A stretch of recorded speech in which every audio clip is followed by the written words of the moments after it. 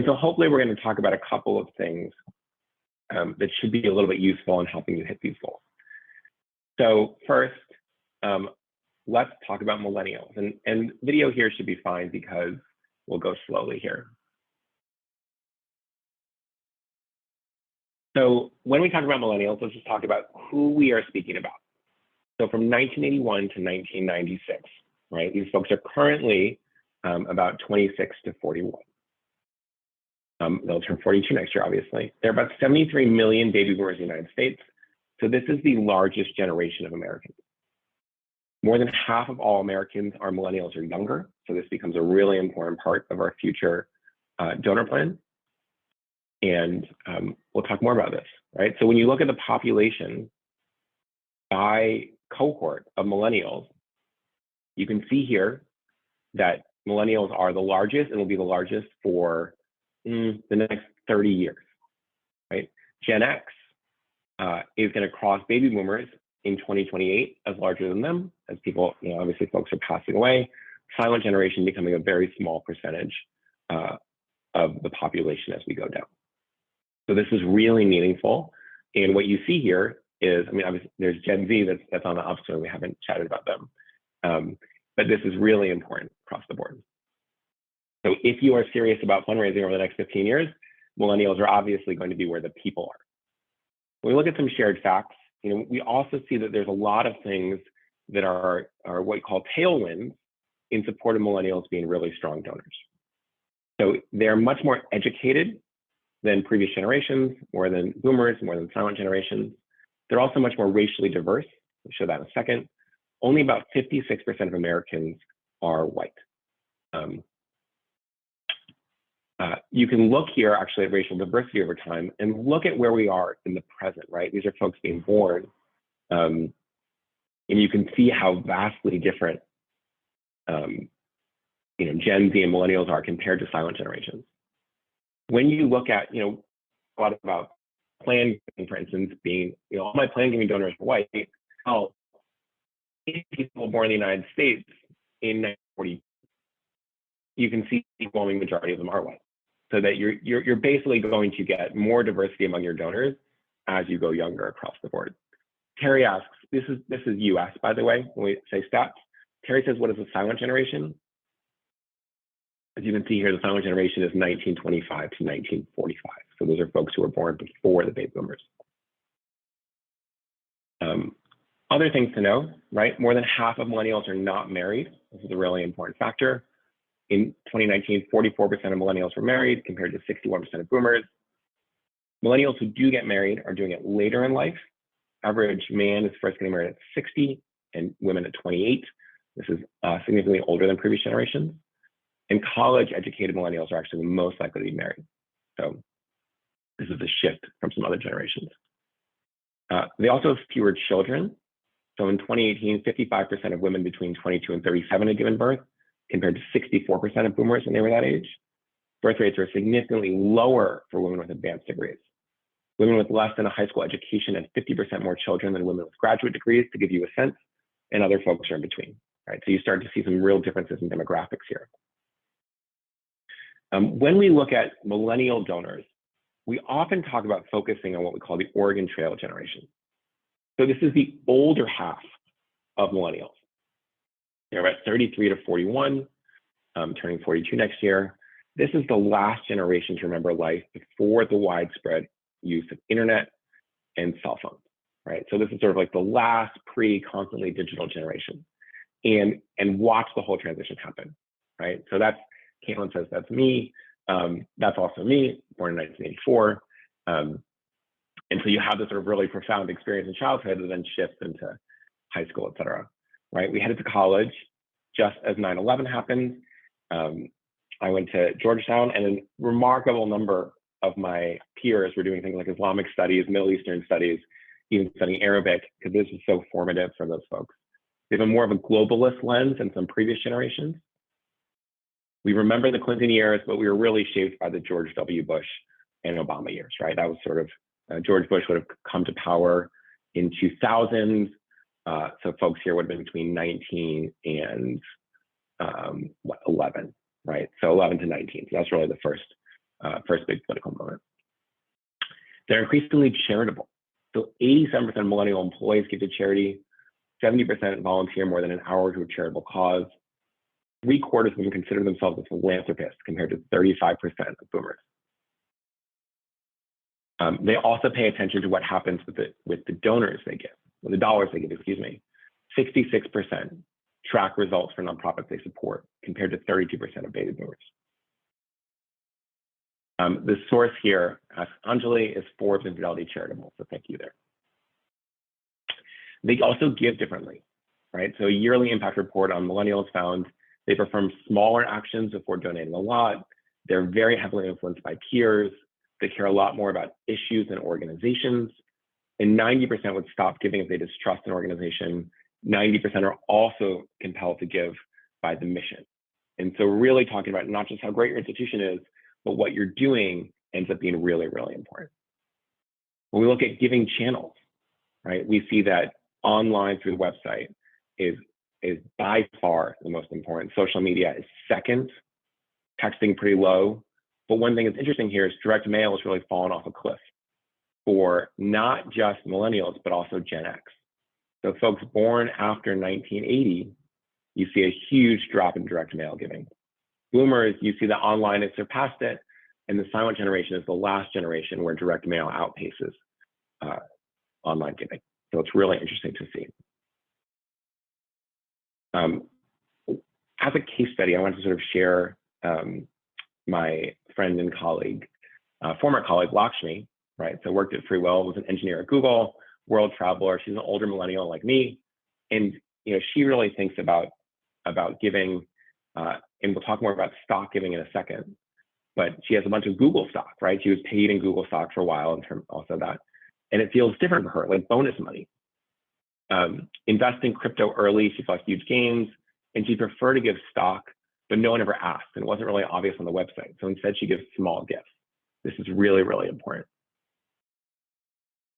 When we ask how high a priority millennial donors are for your organization, what we see is, watch this, it's a really high priority for most people. 20% say a 5, 30% say a 4, right? Another third say a 3.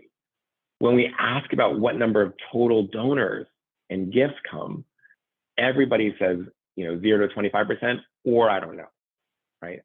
So what we're saying is there's a huge percentage of people who think this is really important and are struggling across the board. When we say what percentage of your donors, I mean, look, it's almost enormously 0 to 25%, or I don't know. So forget the I don't know for a little bit, right? And yet, let's go back a slide. This is a really important priority. So now let's talk about how to make this a priority and actually drive more gifts. When we look at individual donors, right, the best prospects, especially for major gifts, are going to be this Oregon Trail generation, right? Much more than your 29-year-olds. They're wealthier, they're older. And remember, when we look at wealthy people, there are only 2 ways to be wealthy, right? The first, I mean, maybe, setting aside lottery winnings or lawsuits or things like that. You can really earn money through compensation and investments, or you can inherit wealth, right? What people used to call the old-fashioned way of getting rich. These are the only 2 paths to being wealthy. And so we need to look for people that have had one of these 2 paths. We'll start by talking about the first one. There are 646,000 millennial millionaires in the United States, right? And those are growing every day. A higher percentage of millionaires donate in the millennial generation compared to non-millennials, and they're heavily concentrated in 2 areas and in 2 states. So who wants to guess what states millennial millionaires are concentrated in?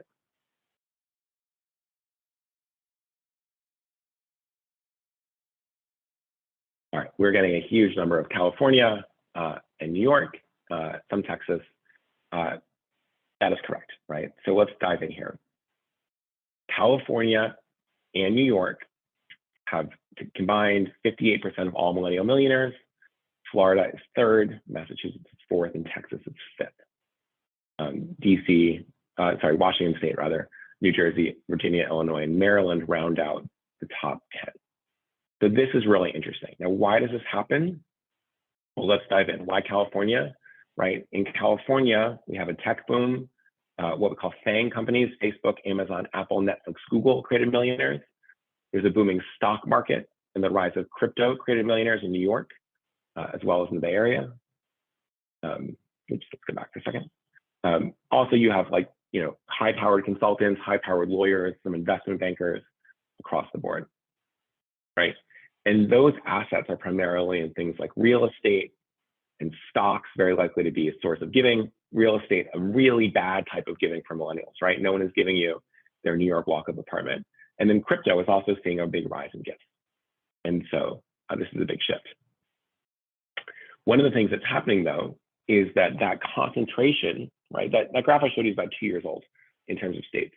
An accelerated movement among millennials, especially those who have some of these higher paying jobs. Older millennials are also the fastest growing segment of home buyers. They make up about 23% of home buyers, only one less than Gen X. When we look at where millennials are moving, right? They're not moving to California anymore. They're moving from California. They're moving from New York, and they're spreading out, right? Texas, #1 recipient. Colorado, #2. Washington State, #3. Look at Idaho, number 9, right? Small population. Tennessee, Florida. What do these places have? A lot of them are warmer, or they're more outdoorsy. Ohio and Pennsylvania are a little bit of the exceptions here. And some of these states, Washington State, Texas, Florida, Tennessee, what do those places have in common? No income tax, thank you, Julie, right? So you have a lot of reasons to take your high-paying California job, get the heck out of a really expensive city with really high taxes, and move to one of these places.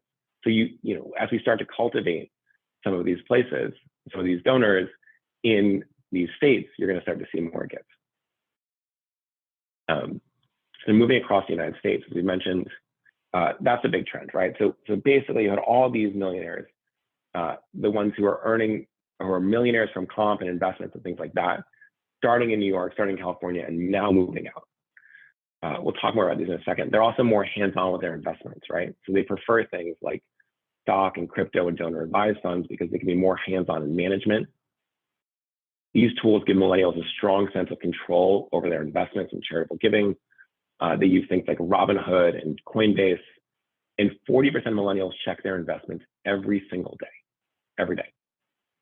This is from SurveyMonkey, so thank you, SurveyMonkey.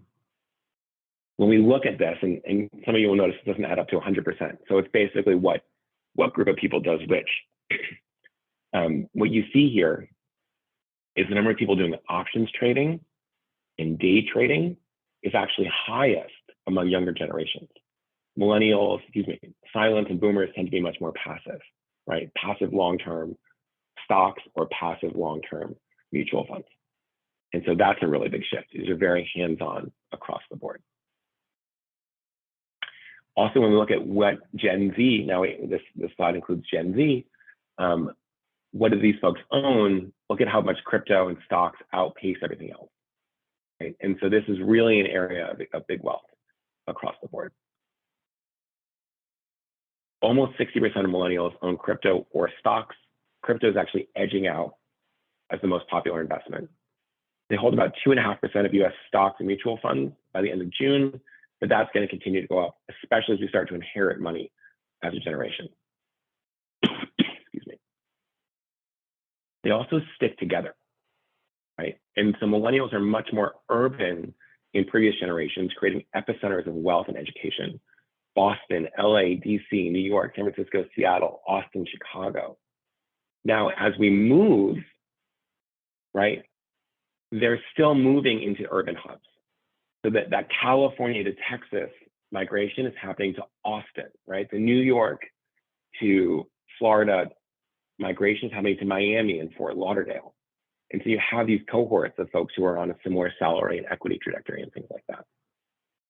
They're also less likely to be married. So close friendships end up being super, super important, right? There's this one tweet I saw recently, which I loved, which really encapsulates the millennial view, right? It says there's no rule that says you have to get married and start a family. Normalize splitting a mansion with your 5 best friends and 10 dogs, right? We got 55,000 retweets to give you a sense of how millennials feel about this stuff. And what you can see is that it really influences how people give. The millennials are most likely to encourage family and friends to donate to the same cause. They're most likely to tell their friends about what they donated to. They're most likely to learn from other people on social media. So that's really interesting. And we also see incomes are rising quickly in this cohort, right? So they're growing capacity much faster than older nations. Tech hiring is competitive, rising salaries, law, consulting, banking, and they operate on this tournament model where you jump up every few years in a really big raise, right? And what that means is a $10,000 gift from a millennial is better than a $10,000 gift from a boomer. Why is that? Because the future earnings of the millennial are going up. Future earnings of the boomer are maybe going down or staying stagnant, right? So your $10,000 millennial donor may be a $50,000 donor in a few years. Stephanie asked the question about folks being laid off from tech jobs. Really interesting question. We're also seeing that the job market remains tight. So there's still a lot of hiring, even with some of the layoffs at big tech firms. And most of these folks are hopping into new roles pretty quickly. So it's unlike the 2008, 2009 recession, when you saw a huge spike in unemployment. Unemployment remains historically low for a period of recession. So as we look here at real median household income, you can see that millennials are doing much better than other folks at other times in the same age bracket, right? Why is this? Well, you see that big drop after 2009, right? That's what I sort of talked about in that dip after the Great Recession, right? Everyone got hit hard. But millennials are so much more educated on average than previous generations that they're able to take these high productivity jobs that are very well paid. They make more than older. This is obviously adjusting for inflation, which is important here. So really big understanding, right? Your 35 to 40-year-olds from 2 decades ago making way less than your current folks. They're rising quickly. What's also happening is student loans have been an anchor on the giving of this generation, and that is coming to a close. There were 45 million student loan borrowers. The average debt per borrower was $31,000. Many who took out their loans in the 2000s now have been paid off, and recent debt relief plans helped that as well. So you start to see these incomes rising and the debt fading, which really allows millennials to step into this. It contributes to take-home pay increasing as well, right? Now, that's all well and good, right? So what we're seeing here is more massive number of millennials, more educated than previous generations, making good money, incomes are rising, urbanization across the board. They are also about to get a huge inheritance collectively. Over the next 30 years, as much as $70 trillion will be passed on by baby boomers, and a large portion will go to millennials, right? So we talk about this as being super, super, super important for plan giving. But remember that most money doesn't go to charity, it goes to kids. By 2030, millennials are estimated to have 5 times as much wealth as they have today. Remember, boomers have fewer children than their parents did, so inheritances are more concentrated per child, right? So my mom, who is a solidly boomer, her parents are in the silent generation. She is one of 7. That was a normal family in her Roman Catholic Rhode Island enclave, right? I'm one of 4. That is a large family among my peers, right? Many older millennials are only children, or one of 2, or sometimes one of 3. And so you end up with more inheritance per child as that goes in. And then when we see these folks, right? So we talked about how concentrated the high earning millennials are, but the inheritances are going to be much more spread out. When we look at where millionaires are in the country, and most of these are baby boomers, you see, wow, it's a lot more spread out, right? And this is not normalized for population, but you can see every county is going to have a lot of millionaires for the most part. And the white spaces you see, those tend to be extremely rural counties, right? That are lower population. And so, look at that map of California, but also look at that map of Arizona.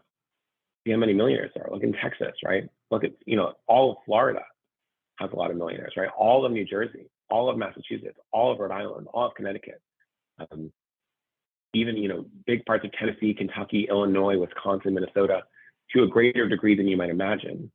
And this is all going to get concentrated in the hands of millennials as those folks pass away. So that's a really big important point, right? I think when we talked about, those millennial millionaires, Most of them got to be millionaires by inheritance, right? Becoming a millionaire by inheritance will be the dominant path for the next decade for millennials. So what else is happening? Well, we're seeing a widening wealth gap, right? The pandemic widened this. High-income millennials, their wealth grew. Lower-income millennials hit very hard. Plus, there's been some growing disparity in race and ethnicity. So your wealthiest donors are getting wealthier while other donors may be struggling. This means that we're going to have to get more gifts from the top end. So let's move on to tips and strategies. Excuse me. So first, how do we find prospects? For consulting, big law, and investing, right? These are the really high-powered, sort of high-paying jobs. You can use things like Glassdoor to understand salaries. And importantly, look at salaries 1 or 2 levels up from your potential donor, because those people are going to be rising into those roles over the next few years. For tech, we want to be looking at publicly traded companies, right? That's where people might be getting shares of stock they can donate, recent IPOs, and acquisitions. You might want to sign up for your local tech and startup newsletters in your city as one idea to see, who's doing well, what's happening in that world. If you're outside of Millennial Wealth Hub, which many of you will be, consider using social advertising across things like Facebook or YouTube. You can target by location, you can target by hometown, and lives in New York or SF or Seattle. Excuse me. And you can retarget your website visitors who are following up. We can upload millennials donors' emails to social platforms to send ads. This can help you reach a lot of folks quickly. So that's a big avenue.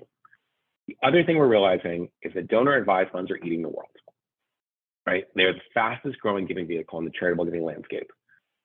Most of you know what this is, but donors put money into an investment fund with a sponsoring org, then recommend grants out to a charity. Donors get an immediate tax benefit, even if the money doesn't go to charities for years.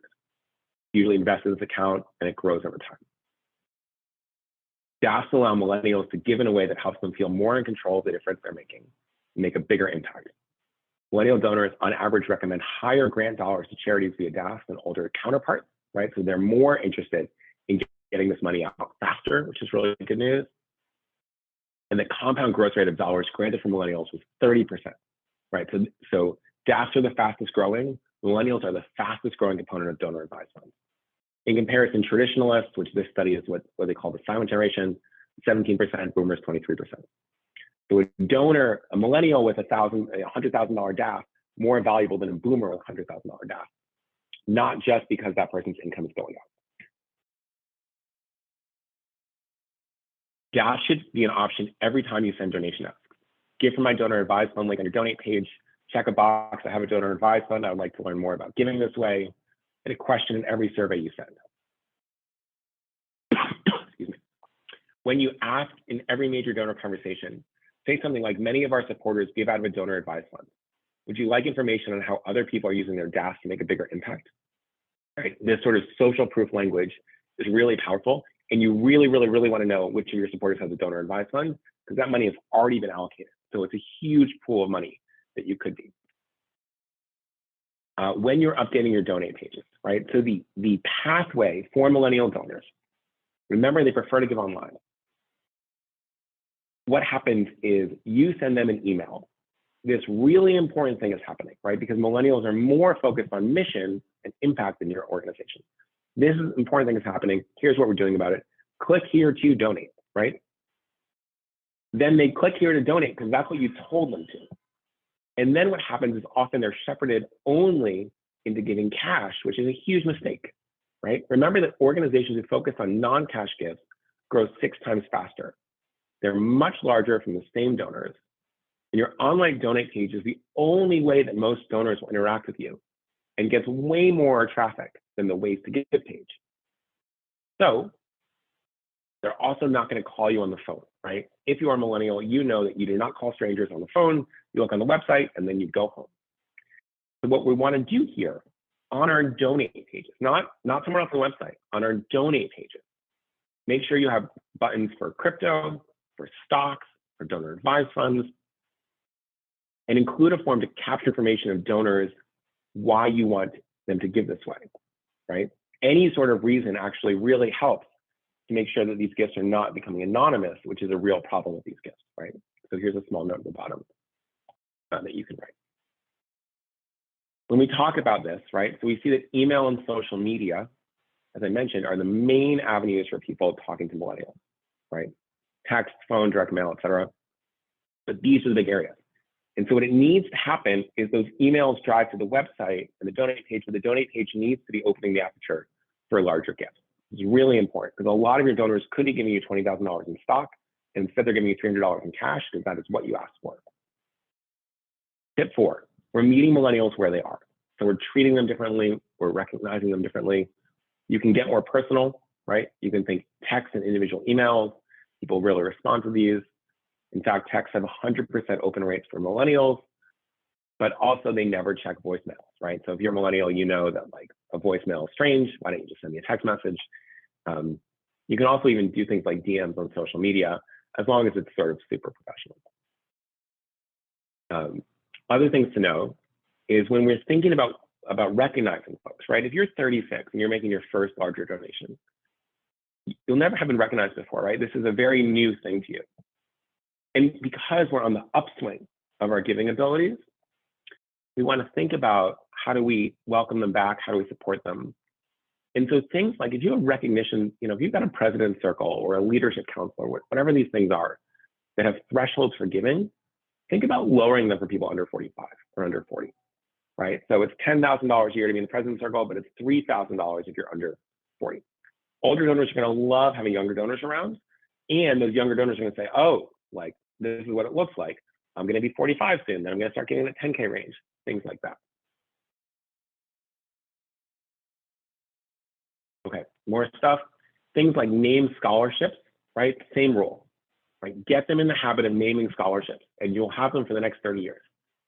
And invite them to endow a chair, whatever, with their friends and not just their spouses.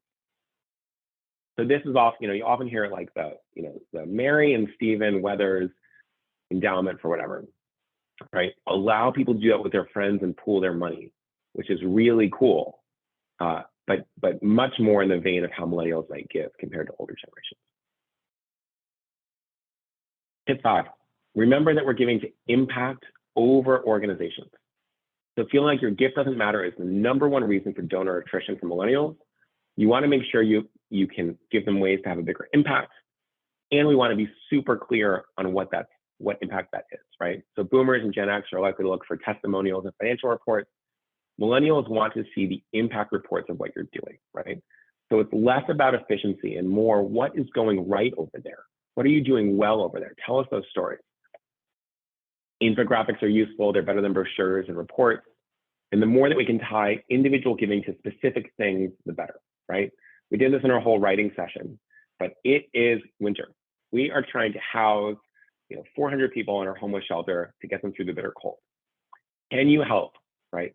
$1,000 helps 4 people for 2 weeks. Can you do that, right? That sort of messaging is what really, really clicks with millennials. And then counterintuitively, we're going to go big on planned giving, right? So 30% of wills made on FreeWill are created by millennials. 16% of those include charitable bequests. And the average gift here is $30,000. Over 70% of these folks say, yes, send my information to the nonprofit. Now, this money is not coming in for a long time. So why is this important? Well, one, they're more likely to include bequests, partly because they're more charitable, and partly because the #1 indicator of who leaves bequests is who doesn't have kids. More millennials don't have kids compared to boomers. It also, though, it identifies your most loyal supporters, and people who make a planned gift increase their real-time giving by 75% in the following year. And so this gives you an avenue not just to steward those planned gifts, but also to really dive in here and see who's going to be on our team for a long time. When we're going broader in planned giving outreach, include millennials. Let your younger supporters know how they can make an impact with legacy giving. And even if you're not a FreeWill partner, you can use the site as a resource. We make it really easy for donors to include any charity as a beneficiary. Here's a little bit of a sample language. And this is all about sort of making a will, making a bequest, but really look at this first paragraph. have to write your free will, right? Everyone needs a will, whether they're 18 or 80. This is a really important sentence. One, it reminds everybody that they need to do it and that they're welcome to include us in their estate plan. And two, when you look at, if you're an older donor reading this, it makes you feel less targeted, right? If you're a 90-year-old, you're getting a plan giving message, you sort of wonder, did I get this because I'm 90? And actually what you want is to feel very clear that we're going to our broad community. All right, so that wraps us up on millennials. I'm going to share a couple quick things about free will, and then we're going to do a little bit of questions today, but I think we'll be a bit shorter. So our friends at the Ronald McDonald Charities in the Intermountain area, they restructured their team. They partnered with FreeWill because they saw that this is the decade to get involved in planned giving.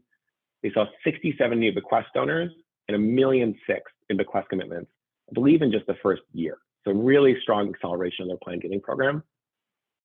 Our friends at the Cooperative Baptist Foundation, I won't read this whole thing, but they said we can now cultivate a lot more people who may not have as much disposable income, but still want to give, and saw pretty awesome results there.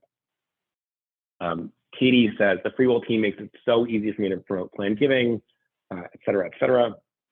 It's been really, really wonderful. All right, so a couple of resources for you. My colleague Amanda, who's joining us today, thank you, Amanda, is going to drop a survey in the chat. Amanda, if you can drop that now, that would be great. We're going to send a copy of this book. Please fill out the survey if you don't mind. Oh, also, Joe just says, we've received expectancies totaling $940,000 in just 2 months. Thanks. That's from the Partnership with Native Americans. So that's awesome. We're so proud of that work, Joe. Some surveys in the chat. Please make a note if you'd like to receive that book.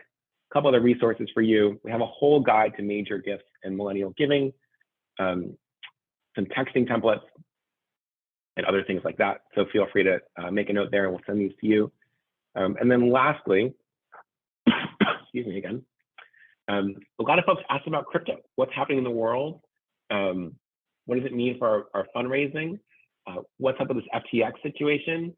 And so we're going to do a special thing tomorrow at 12:30. So in half an hour, we're going to talk for about 10 minutes about state of the world in crypto.